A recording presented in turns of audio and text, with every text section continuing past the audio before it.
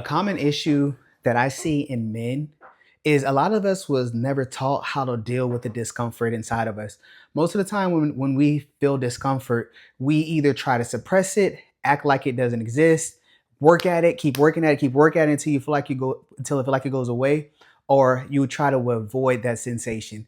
And when it comes to mental health, it is one of those things to where a lot of men just try to hide it and gloss over it so they don't expose themselves. But when I'm working with men, what I get them to understand is to be vulnerable, what vulnerability means, and then how that shows a lot of strength. I work with men every day that has been hurt by a woman in their past, or seen how dirty women can be, or their mother didn't treat them right. And so naturally, they have this distrust for women. And so what they do is they keep a big wall between them and their partner. And to them, I'm safe, I'm being a man, I don't show emotion.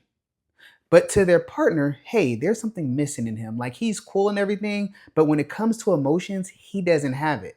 Now, if you were to go by the doctrine of a lot of these rappers or a lot of these red pill guys, bro, we don't show emotion. That's something that we don't do. And if you don't do that, I can guarantee you, you will not have a long lasting, thriving relationship. With that being said, does it mean that you are your girl's emotional tampon, that every time something impacts you, you go to them expressing it or your frustration or your anger?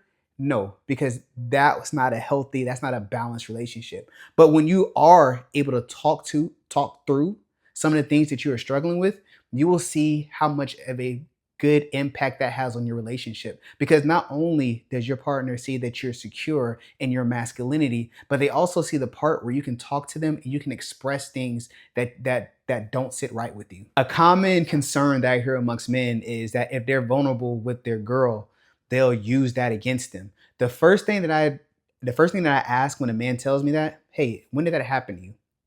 For a majority of men, it's never happened. Now they've heard stories of it happening, but it's never really happened to them. And then the ones that it did happen to, I often ask them, what was the status of your relationship whenever you started talking about this type of stuff? And a lot of time it's the end of the relationship to where you're complaining about everything and you're just going off to where it's not really a constructive or a vulnerable moment that you're talking about things that have happened to you. It's just you out of anger and out of frustration coming at them. At least that's how your partner feels. So what I work with men on is saying, hey, listen, let's work together with this. I ain't gonna put you in a situation where you're gonna get clowned, but we're gonna talk about some things amongst men that just should stay between us. But then there's also gonna be some things that I want you to talk to your girl or your partner about, so that way they have a little bit of insight to you, a little bit more of you, because that's what they want. And I tell them this is something that you got to trust me on. If you've tried it and it fails, okay, cool, I'll take responsibility. However, the thing about growing and about having strength is you only get it through exposure. You don't go to the gym and get more muscles by not lifting heavier stuff, right? So when you are in therapy or when you working to grow yourself or grow as a man, one of the things that you're gonna do, you're gonna have to put yourself in uncomfortable situations and you're gonna have to learn how to work through it. And if you do have a partner that clowns you when you're open and you're vulnerable with them, I'm gonna be the first one to tell you, hey, you need to let her off. You need to cut her loose, because if you can't talk to her, if you can't be open with her, she doesn't deserve you. Keep it moving. I was talking with one of my friends this week and they were showing me a reel of this woman saying that she stopped talking to a dude because he was venting that he had a long week at work and that he was emotionally drained. And when I was chopping it up, I was like, yeah, you know what? She's right, man. She should have cut him loose. And my friend was taken back. They're like, yo, this is contradictory to what you said. And I said, nah, peep this. If that's how she feels about him talking about his week, then she's not really into him, and she doesn't respect him. She needs to be in a situation to where a dude is doesn't deal with his emotions or don't talk about stuff and just digs it deep down and drinks, drinks to get over it. Let her have him. But if you're in a situation to where somebody's not appreciating who you are, or you're trying to be vulnerable with them and talk to them and they're shutting you down, dude, if she's not into you, you gotta let her go.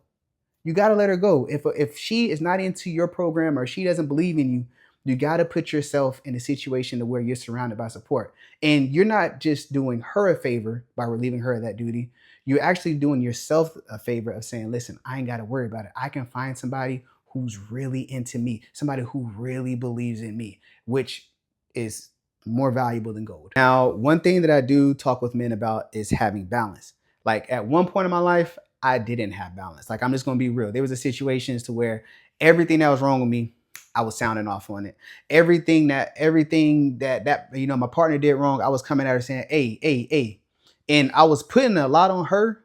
But the truth is, most of that I wasn't cool with. I wasn't cool on the inside, and so since I was feeling uncomfortable on the inside, I projected that onto my partner. And so many men do the same thing to where we're constantly looking at a partner. Oh, they're not doing this. Hey, you're supposed to do this. You're supposed to do that. You're not treating me. And the truth is, when you grow inside, when you're a whole person and you are secure in who you are, you don't have to try to push nobody to be great, right? Or if you're in a relationship, you don't have to constantly point out what they're doing wrong. Like you have to be constructive with this. And you also got to understand sometimes it's just a you thing. Using myself as an example would be, I'm somebody as soon when I'm washing clothes, but hey, the washer goes off, it makes that noise. It's time to put it in the dryer. When the dryer goes off, hey, it makes that noise. We need to be folding it.